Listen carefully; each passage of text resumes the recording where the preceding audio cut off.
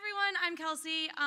For those of you in the Northeast, I am moving to Boston to Northeastern University, so if anyone wants to play, let me know. I'm going to be talking about shock chlorination. How many of you, by a show of hands, have recommended or done shock chlorination in a well? How many of you have been a little uncomfortable and wondered if it actually worked? Yeah, that's right.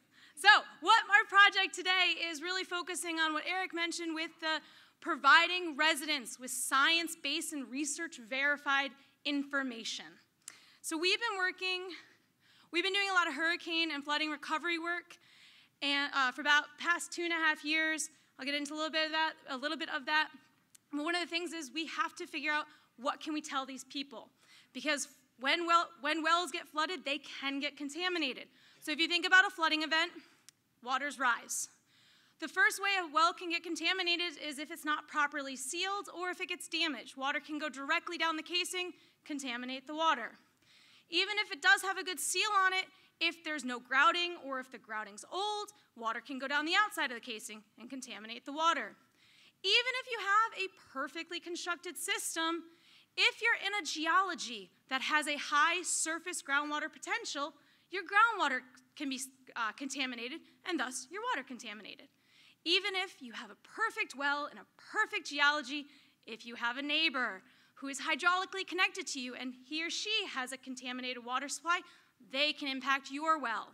And so all of this becomes even more problematic when we start talking about hurricanes and flooding where there's damage and floating debris that can damage the wellhead or damage our septic system. And now we have floodwater laced with human sewage.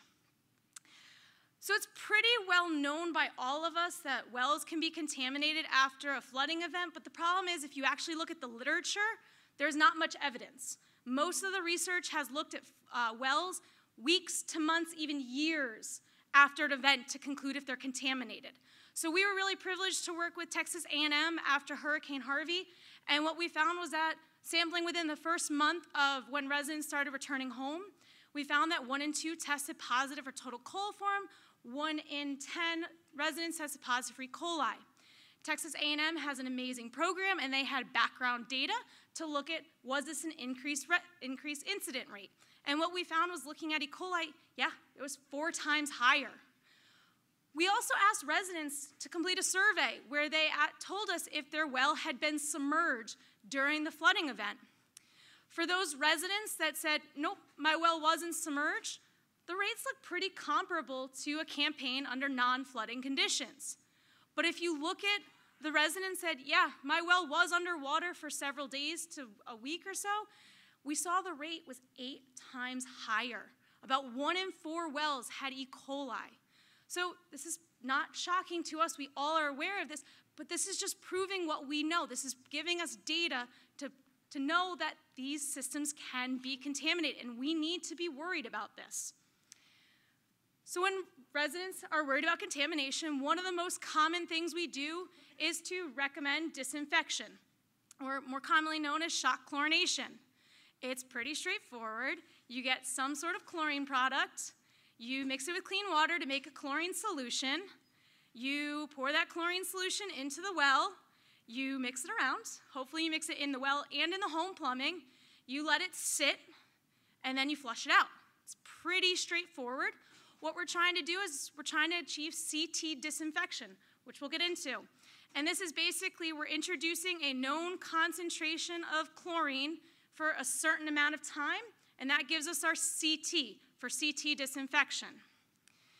The problem is if you start looking at the literature, there's been a lot of studies that are saying, well, disinfection doesn't work. Brian Swistock in Pennsylvania did a great study where he found a couple weeks later, these systems were all contaminated again. In Bangladesh, they showed that there wasn't enough chlorine in the system to actually get disinfection to occur. So through our work, we started looking and we found that, as you guys know, there's no standard protocol. Everyone's kind of doing it a little different, and there's been very limited research on what the efficacy of this method is. So we are researchers, and we posed some questions about what we wanted to know about this. The first is we decided to look at all state-level emergency well water disinfection protocols. We wanted to know if the methodologies and the procedures were consistent. Are the states recommending the same things? The next is we wanted to know if it was based in science. Was there science justification for these methodologies? And that they would reduce the microbial loading in our wells. And then we wanted to outline some research needs to better help the community to make sure that these are effective methods that we are recommending to the well community. So for our protocol assessment, we focused on state-level emergency disinfection protocols. Basically what we did was we went to Google and we started typing in well water disinfection, certain states, flooding, disasters, and we tried to find any state protocols. If we couldn't find them, we went on state-level websites and tried to figure out who had what. We did this, we finished this in January 2019, so this is pretty relevant, or pretty current. And what we were able to find was that 43 of the 50 states have an emergency protocol that we were able to identify. In order to be classified as an emergency protocol, the protocol had to meet one of these three criteria. The first is they had emergency terminology in the title, well water disinfection after the flood. Or if they didn't have that, they had to have flooding listed as a source of contamination in the protocol document. If they didn't have that, the other thing that we saw was some states have emergency portals or emergency platforms. If a routine one was posted, we included that because that's where residents would find emergency materials.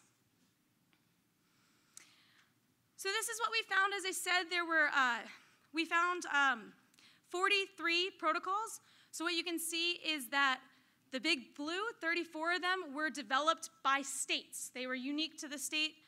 9 of them were emergency protocols, but they were actually from other agencies. So we saw several states using the EPA's method, and we saw other states recommending their local extension group. For example, in Virginia, our Department of Health is recommending the Virginia Cooperative Extensions Protocol. We found 5 states just had routine ones, and then 2 states had protocols that where we could only find listed in construction standards. So for this review, we decided we didn't want to focus on a protocol developed by another agency, whether it be extension or a federal agency, so they were removed. We didn't want to include routine, so they were removed. And then we also did not want to include the ones in the regulation because they are really inaccessible to residents. So we took a step back and thought about what do we really want to recommend to homeowners? Knowing what we know about disinfection in municipal systems, how do we translate that to the well community? So we thought there were 4 major themes associated with disinfection. You got to create a chlorine solution, you got to circulate the solution, we need to achieve a certain CT threshold, and then we have to do some confirmation that it worked.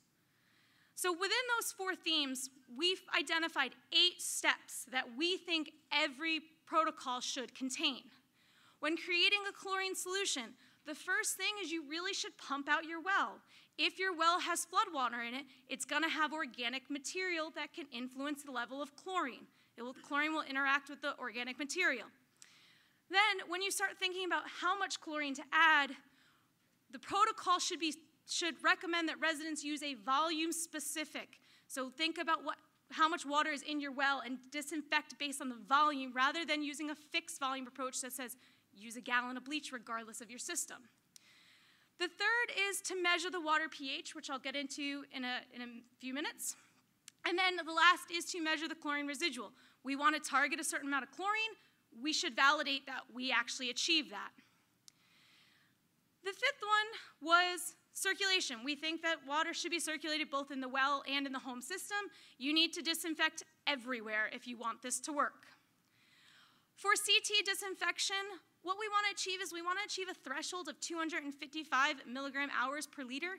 This inactivates cryptosporidium, which is one of the hardest water pathogens to inactivate. So if you can get rid of crypto, you can get rid of everything else. And then lastly, for follow-up, we wanted to see that the chlorine was removed, and then residents were testing to confirm that the water was safe for drinking. So what we can see is that, looking at this bar chart, these are the number of steps that were included in the 34 protocol. The steps, for your convenience, are on the bottom again, and what we see is that no protocol that we review had all 8 steps. Some were really good and had 6 to 7. Majority had 3 to 5 of the disinfection steps that we think are really important to include. Looking at what actually is included. So in the light blue, these are the follow-up steps. Remove the chlorine and then test. Most states are recommending that, so that's really good.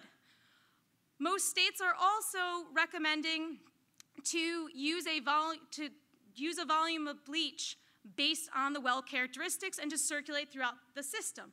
Again, that's really good. Where we're starting to see problems is the validation. Measuring the water pH to make sure you've got the right type of disinfectant species occurring, and then measuring the chlorine to make sure you have an appropriate amount of chlorine in the system.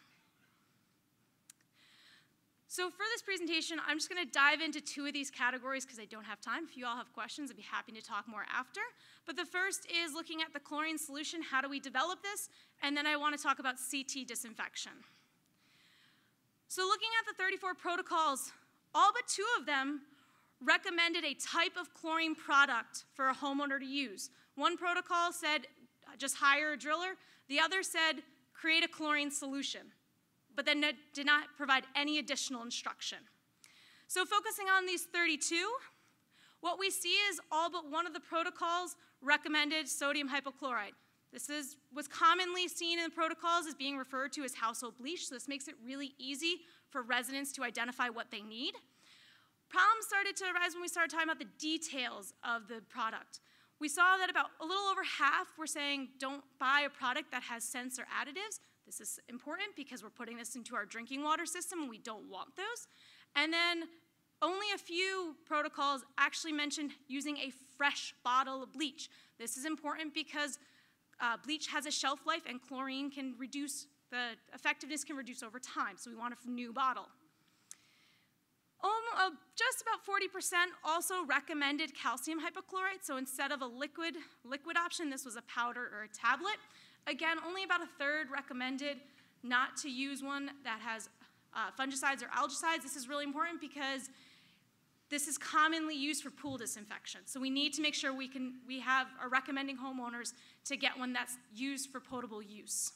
And then we had one state that was recommending also to use chlorinated lime. This is, again, not highly, but it's similar to calcium hypochlorite in terms of powdered or tablet. So why is pH important? We know that chlorine is really effective, but pH becomes a really important factor when you start looking at chlorine disinfection. So a little bit of chemistry. So when we take some bleach and we put it into water, it can dissociate into sodium and hypochlorous acid. That hypochlorous acid can further dissociate into hypochlorite ion. These 2 species are what disinfects your water. They are known as your free or available chlorine. They will reduce the microbial loading in your water. They are highly dependent on pH. If you have a pH below 7.5, you are going to have hypochlorous acid. If you have it above, you'll have hypochlorite ion. Hypochloric acid is about 100 times more powerful. So we want to make sure when we're doing disinfection, we're optimizing pH. And the problem is, if you look at some of these protocols or you talk to some of the people doing disinfection, people will say, oh, disinfection didn't work. Just double the dose, add more in, it'll work next time. That is not always true. It will be better in some situations, especially when you have high pH, rather than adding more chlorine to optimize the pH and shift it below 7.5 because it will be more biocidal. It will be more effective. So looking at the protocols, only 3 out of the 34 states mention pH. So this is a huge issue. 2 of them mention that you shouldn't be below, you need to be below 7.5. One tells you to use pH strips to confirm that you are. Ohio is really good, and not only did they tell you you need to do this, but they provided residents with an option. They said use white vinegar to help optimize the pH to make sure you're achieving that balance so you're having hypochlorous acid. So for chlorine dosing, the next thing we looked at was how do we calculate this? So there are two approaches. The first one is called we deemed called a fixed volume approach. It doesn't matter what type of system you have, put in this generic volume. Most of the protocols that we saw recommended a one gallon. This is because this is what the EPA is recommending. So let's take a second to unpack why this is not necessarily the best approach. So assume you have a 30-foot well column. If we have a drilled well, I know it's a little shallow, but bear with me, you'd have about 44 gallons of water maximum in that system. If you had a 30-foot bored well, you'd have 705 gallons of water. If you added a 1 gallon of 5.25% bleach to that system, you are going to have very drastically different chlorine concentrations. That is why this is not great, because we really need to think about how much water we're trying to treat so we can control the amount of chlorine that we're exposing into these systems. So that's where the other set of the protocols use what we call a non-fixed dose. They consider the volume of water to be disinfected. So we had two different ways that homeowners were advised to calculate how much bleach they need. We called one a one-step approach. So 15 protocols. This is from Florida. Florida has this beautiful table where you know your casing diameter, then you read down what your well depth is, and that's the volume of bleach you need to add to your system. There's no math. It's really simple and straightforward. The second approach is, again, it's very good because we're doing a customized approach, but it's a two-step. Because the first is you have to calculate the amount of volume in your well, and then from that you have to calculate, based on the volume in your well, how much dosing. So it does require some more calculations, so it can be trickier for residents, but both of these approaches are really good because it's addressing how much water we need to disinfect. So CT values. So CT values, as I mentioned, is concentration, our C, times our contact time, our T. So I haven't really touched on it yet, but not surprisingly, as we saw with the concentrations, time was all over the place too. 100% of the protocols did have a recommended amount of time, but the amount of time recommended ranged from anywhere from 2 hours to 24 hours. And about half the protocols, or more than half the protocols, actually gave a range that said you could leave it in here for X to Y. But these time ranges were anywhere from a 4 to a 22-hour difference. And then 9 protocols used vague terminology. They said, let it sit overnight, let it sit for several hours. What does that mean? If you do shot chlorination and you finish it afternoon, is that a 20-hour stagnation, a 12-hour? What time do we need? This is a very precise scientific process. We need to have more precise communication with the residents. So, chlorine disinfection. Let's get into the microbial community. So what we're really concerned about is we want to inactivate pathogens in water. We're concerned about things like Legionella, Naegleria fowleri, E. coli.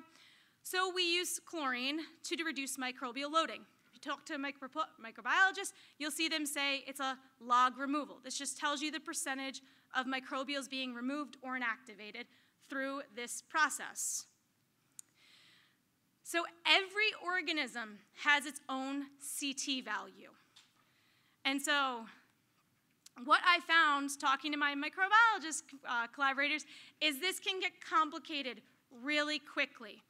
So one of the things when you talk about the CT value needed for each microorganism, it depends on what organism you have. Bacteria are really susceptible to chlorine. They do not need high CT values. But you get something like a parasite, our Cryptosporidium, and it is resistant. And so we need a higher CT value. Then you take something like Naegleria fowleri, and depending on what growth phase it's in, it can be more or less susceptible to chlorine. So that's why when we look at disinfection, that's why we often see recommended disinfect for Cryptosporidium. If you can disinfect for that, you can disinfect for everything else that's more susceptible. What we thought was really interesting is we've had a lot of conversations here and elsewhere about E. coli in water. We're very concerned about it. E. coli is very susceptible. It has a very low CT value. So this is usually what we test for, what we talk about. Yet what we're really concerned about when we do disinfection is cryptosporidium, which has a much higher CT value. So looking at the CT values that were recommended amongst the 34 protocols, the 10 that did a generic dose had to be removed because we don't know what chlorine concentration they actually achieved. And as I said, 9 of these well-specific volumes had a time range. So that's why you can see 2 dots. We look at the minimum CT value, which was the minimum time, and the maximum, which is the maximum time. And that black bar is our 255 threshold for cryptosporidium. So really good. Most of the protocols are disinfecting at a level that will inactivate cryptosporidium, which is our threshold. So this is telling us that these levels are sufficient. The thing that we're looking at right now is, can we reduce them? Can we reduce the amount of chlorine? Can we reduce the amount of time to make it more convenient for the resident, because some of these CT values are much higher. But overall, they are achieving the desirable level. So one of the conversations that I've had a lot working with this is we shouldn't have residents do disinfection. It's too complicated, it's too technical. We should just rely on the well community. I agree with that. Under routine situations, it's really great to have a well water professional come in. They specialize in it, they're amazing. But the problem is when you go into an emergency setting, this is not always practical, feasible. And as an example, North Carolina just got hit with 2 hurricanes last year. Last year.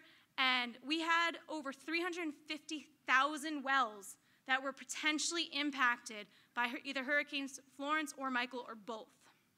In North Carolina, we have just over 1,000 well water professionals.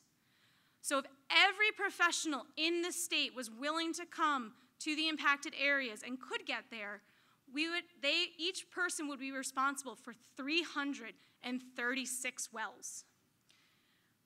Assuming they could do 5 wells a day, which probably is a little ambitious, but assuming that they could do 5 a day, it would take over 2 months for all of our well water professionals to disinfect and deal with all the wells in North Carolina.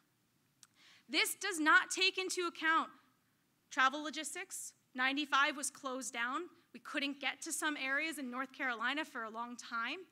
Doesn't take into account that there's going to be damage, that well drillers are needed to fix the systems that are broken. The attention is needed there, and that will take a lot of time. So really my point is, during an emergency setting, we have to equip homeowners so they can do the best they can do until they can get help. And so we need to give them, science-based, research-verified protocols. We know wells can be contaminated. They need one-time disinfection protocols to restore safe drinking water. We're finding through this study that there are challenges and barriers to these disinfection protocols, and that the research community needs to help, because there are really 2 big challenges that we uncovered with this. The first is the chlorine demand. We don't really understand what happens to the chlorine when it is introduced into the well column, because things like iron and manganese in the water can react and use up our chlorine. Our iron pipes, galvanized pipes, can also use the chlorine. What about the biofilms? Can they use up the chlorine?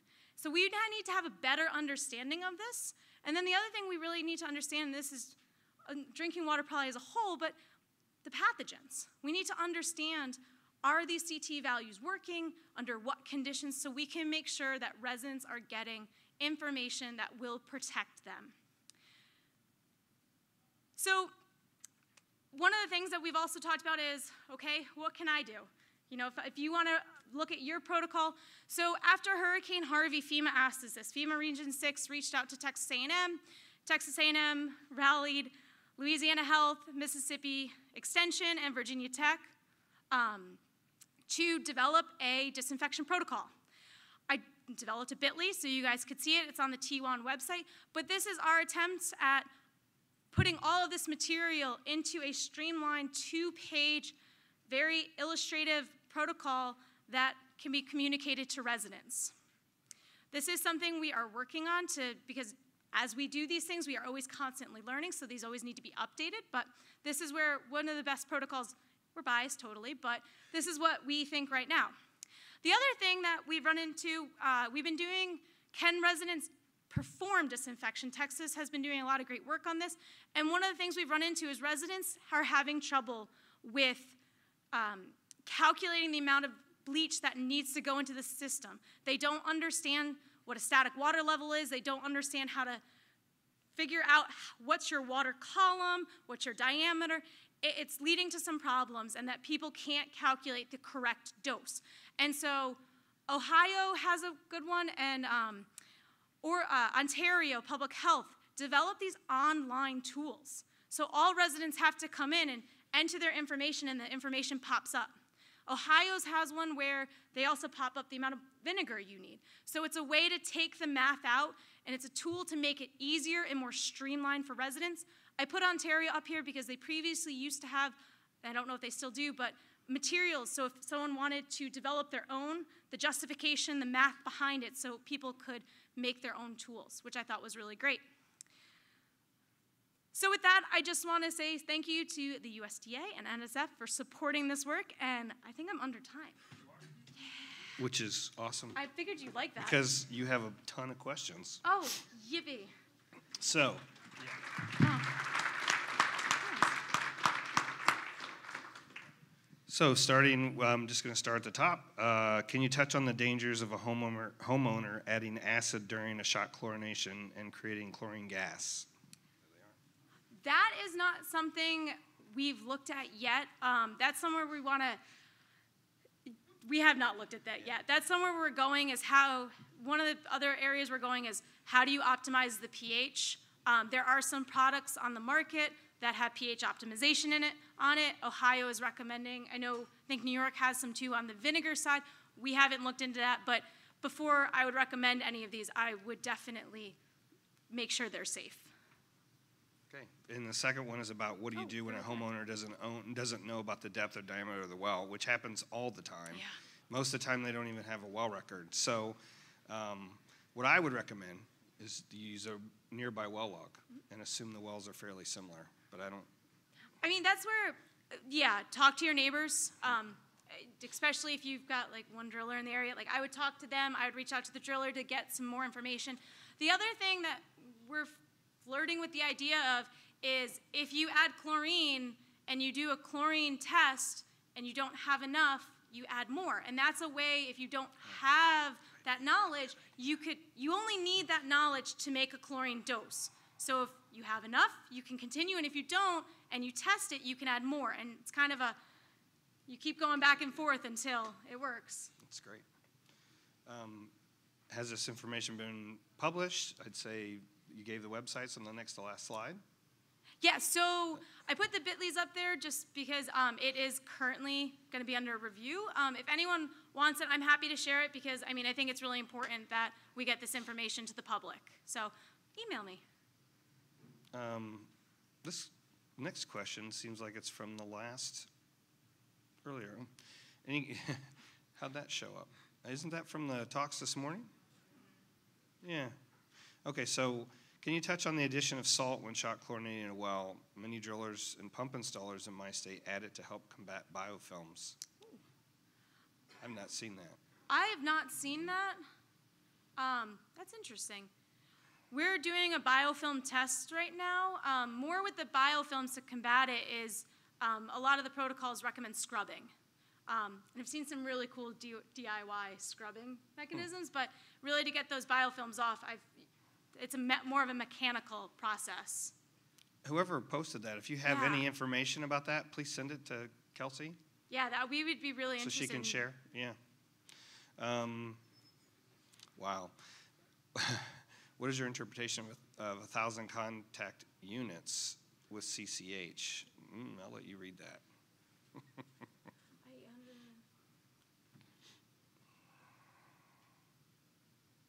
Okay, what is your interpretation of 100? I don't know if I fully understand. I don't understand the question per se, except that whatever you're proposing here has a good success rate. I mean, Yeah. the thing with success rate, so there's, and again, this is where the research community needs to help, in my opinion. You can have a really successful chlorination and dump a ton of chlorine in. I mean, the more chlorine, the better kind of thing, but the problem is you're adding an oxidizer to the well, there can be issues with corrosion. There's a lot of, we do this very precisely in municipal systems for a reason. And that precision, while we need to mimic it somehow, and it's not going to be as precise, we need to kind of have that same level of merit in wells because there can be adverse effects. Okay, last question. Yes. What cautions should be communicated to well owners along with the recommendations to lower pH? Ooh, that's a good one. It is a good one. I mean, a lot of them have safety. I mean, you're dealing with chemicals. There's safety recommendations. If people want to know, I mean, I'd be happy to share. There's another piece of this on how do we communicate to residents. Really the biggest thing, yeah, I would say the safety and just making sure you're doing it correctly. Following the directions. We, after Hurricane Harvey, did written, but we also we used the Montana extension video because we found that to be, more engaging for residents. They would watch the whole thing, and I think being as inclusive in the instructions and like you'd set balance of comprehensive but also streamline and striking that balance. So, All right. yeah. Thank you. All right, thanks everyone.